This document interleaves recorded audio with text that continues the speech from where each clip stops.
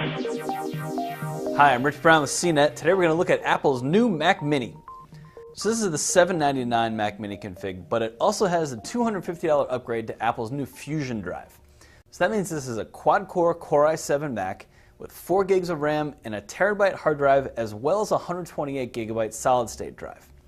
Now, aside from the Fusion drive, there's actually not that much different about this new Mac from the last version.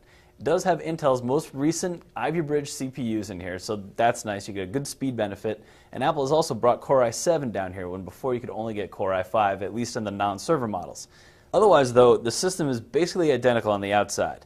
There's still no optical drive, so Apple's sticking with that, no surprise there. And on the back, the ports are exactly the same. You've got Power, Ethernet, FireWire 800, HDMI, Thunderbolt, 4 USB ports, audio in, and headphone out. You also have the SDXC card slot.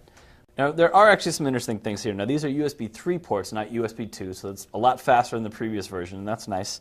The Mac Mini also now has some ports that you won't find on the new iMac, specifically the FireWire 800 and the 2 audio ports. There's only a single audio port on the new iMac. But the big technical difference with the system really is the Fusion drive. So what that is essentially is a way to give you all the speed benefits of a solid-state hard drive as well as all the big storage volume benefits of a standard drive. Now, there are some other similar hybrid hard drives out there that work in a similar way, but the way Apple has it set up is that it's really kind of a seamless process with Fusion. The idea is that Fusion will automatically speed up access to your files that you use most frequently. I found in our testing that it actually works pretty well, especially with file writes.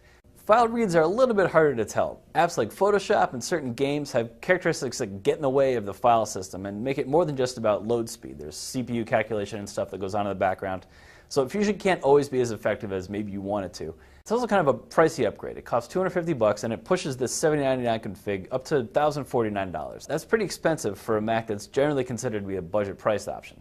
Overall, though, I know that there's a passionate niche of Mac Mini fans out there, and they tend to find all kinds of creative uses for the system, and I expect they will certainly appreciate faster drive access. Even if you don't opt for Fusion, the Core i7 chip provides a nice speed boost and makes this actually pretty competitive compared to Windows PCs in the same price range.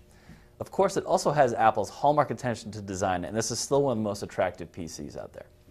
So overall, Apple has improved the value of the Mac Mini as well as its general appeal thanks to its faster performance. Fusion drive is also a nice touch for the enthusiasts who might want it. So I'm Rich Brown. This is Apple's new Mac Mini.